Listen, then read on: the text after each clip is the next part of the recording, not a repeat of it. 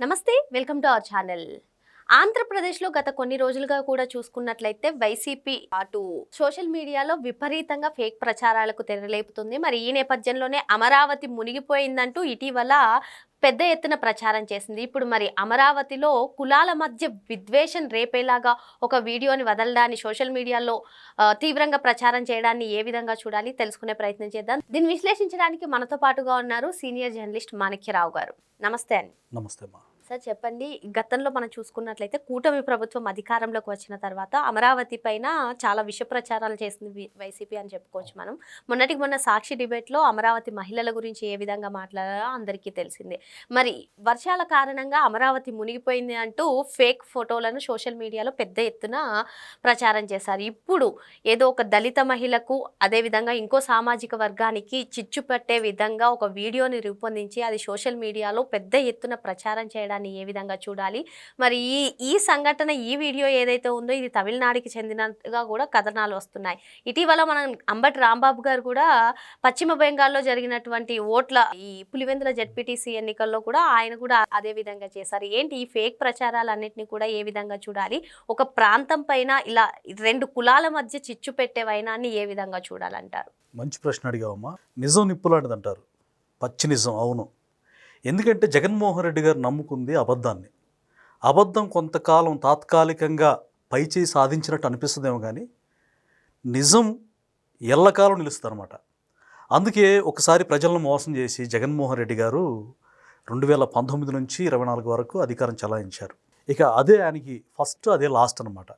అయితే తర్వాత ఆయన నేను మరలా ప్రజల్లోకి వస్తాను, అంటే నేను మరలా అధికారంలోకి వస్తాను అని ఐఏఎస్ఎల్ని ఐపీఎస్ఎల్ని మొత్తాన్ని కూడా బెదిరించి, అంటే ప్రజాప్రతినిధుల్ని ప్రజల్ని రప్ప విషయం మనకి బాగా ట్రెండ్ అని చూసాం. అంటే జగన్మోహన్ రెడ్డి ఫస్ట్ ప్రజల్ని భయపెట్టి భయభ్రాంతులకు గురి చేసి చంపేస్తాం, నరికేస్తాం, పొడి చేస్తాం అని చెప్పి ఫస్ట్ ప్రజలను భయపెడుతున్నాడు. తర్వాత ఆయన రాజకీయం ఏ విధంగా ఉంటుందంటే హత్య రాజకీయాలు పక్కన పెడితే, అంటే వాళ్ళ బాబాయ్ గారిని వేసేసింది ఇవన్నీ పక్కన పెడితే, ఇక ఫేక్ ప్రచారం అని చెప్పారు కదా మీరు ఇందాక, అది పచ్చి నిజం. అంటే ఆయన అబద్ధం మీద ఆధారపడ్డాడు, ఫేక్ మీద డిపెండ్ అయి ఉన్నాడు అనమాట. అందులో భాగంగానే ఈరోజు మనకి ట్రెండ్ అవుతున్నటువంటి ఒక మహిళ, దళిత మహిళ, ఒక అంటే కమ్మ సామాజిక వర్గానికి చెందినటువంటి మహిళ మధ్య అంటరానితనం కనపడుతుంది, గ్యాప్ కనపడుతుంది. అది అమరావతిలో జరిగింది, ఇదిగో దళితుల్ని కమ్మలు ఇట్లా చూస్తారు, నీచంగా చూస్తారని చెప్పేసి పోర్ట్రేట్ చేసే ప్రయత్నం చేశారు. అది వాస్తవానికి అసలు ఎవ్వరు అనేది గవర్నమెంట్ దృష్టి పెట్టి నిజాలు బయటికి తీసినప్పుడు అది తమిళనాడుకు చెందినటువంటి ఫోటోగా, వీడియోగా వైరల్ అయింది. అసలు అది ఎప్పటి వీడియో అనేది తెలియదు. కానీ జగన్మోహన్ రెడ్డి అండ్ కో ఆయన సోషల్ మీడియాలో ఇది అమరావతిలోనే జరిగింది అని చెప్పారు. అంటే అమరావతి మీద ఎందుకంత విషం, ఎందుకంత కక్ష? ఇక్కడ ఇంకొక క్వశ్చన్ కూడా అండి, 2019 నుంచి 2024 వరకు కూడా 3 రాజధానుల అంశాన్ని తెరపైకి తీసుకొచ్చారు. మరి ఒక్క రాజధాని కూడా నిర్మించలేదు. గడిచిన 5 ఏళ్ళు కూడా ఆంధ్రప్రదేశ్ రాజధాని లేకుండానే సీఎంగా జగన్మోహన్ రెడ్డి పరిపాలించారు. ఇప్పుడు ఎందుకని ఇప్పుడు చంద్రబాబు నాయుడు గారు కూటమి ప్రభుత్వం అధికారంలోకి వచ్చిన తర్వాత ఎలా అయినా సరే 3 సంవత్సరాల్లో అమరావతిని డెవలప్ చేసి దేశంలోనే నెంబర్ 1గా చూడాలని చెప్పి వాళ్ళు చూస్తుంటే అమరావతి పైన రోజుకొక ఈ విష ప్రచారం మునిగిపోతుంది, లేదు అంటే అమరావతి ప్రాంతంలో ఈ విధంగా సామాజిక వర్గాలకి చిచ్చు పెట్టడం ఏ విధంగా చూడాలంటారు? ఇది చాలా మంచి ప్రశ్న.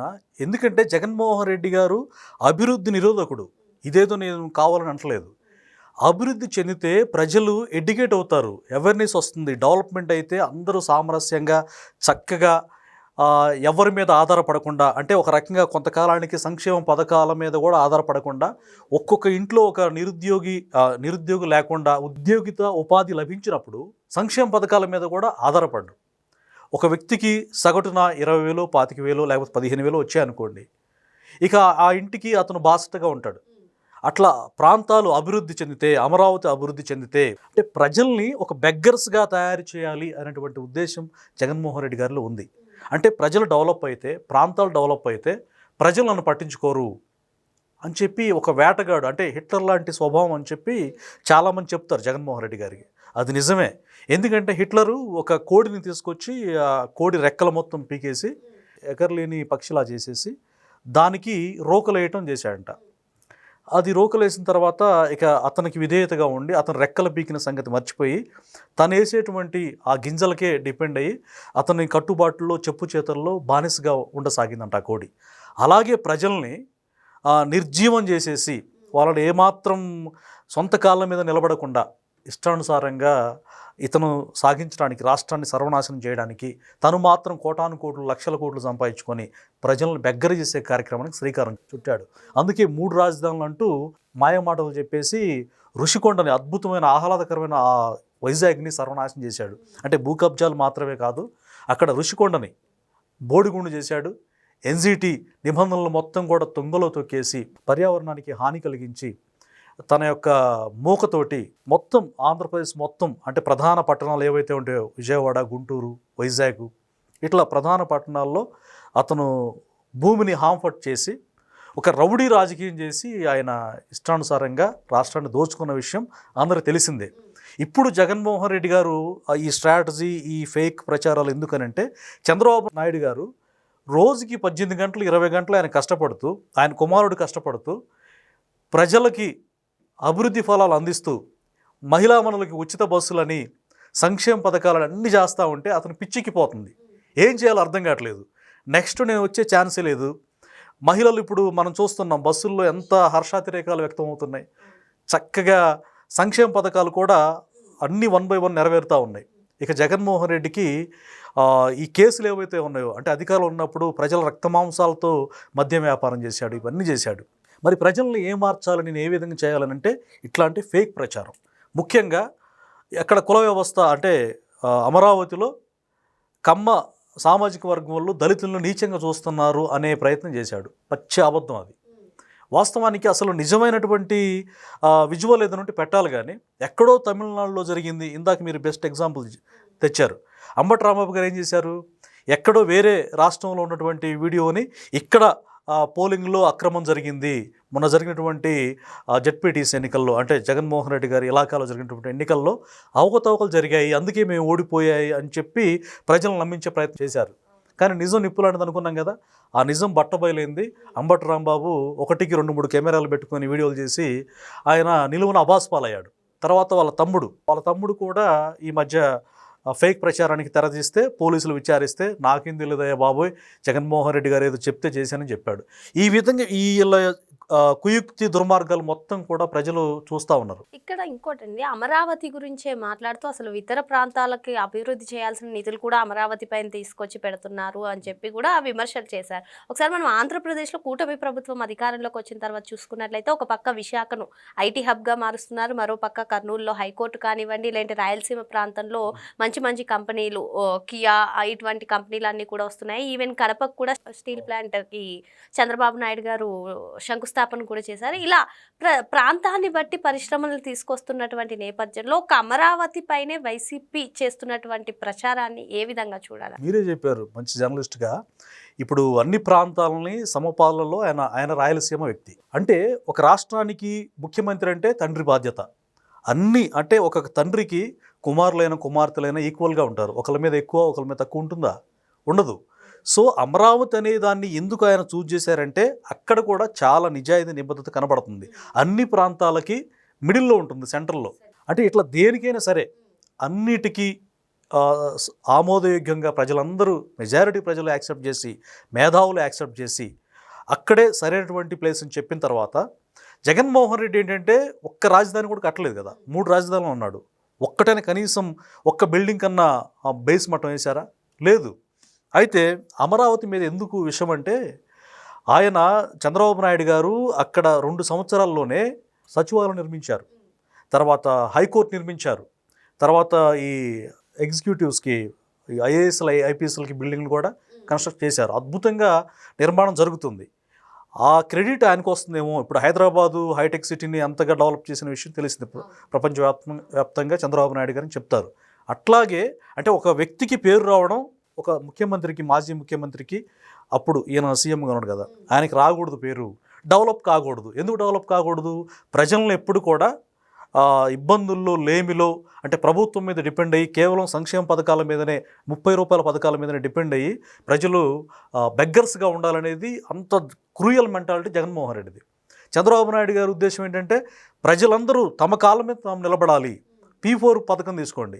చంద్రబాబు నాయుడు గారు అసలు ఆ ఐడియా ఎలా వస్తుందో ఆయనకి అంటే, ధనవంతులు మీరు ఒక చెయ్యేస్తే కొంతమందిని దత్తత తీసుకుంటే వాళ్ళు కూడా డెవలప్ అవుతారు, వాళ్ళు కూడా చదువుకోవాలి.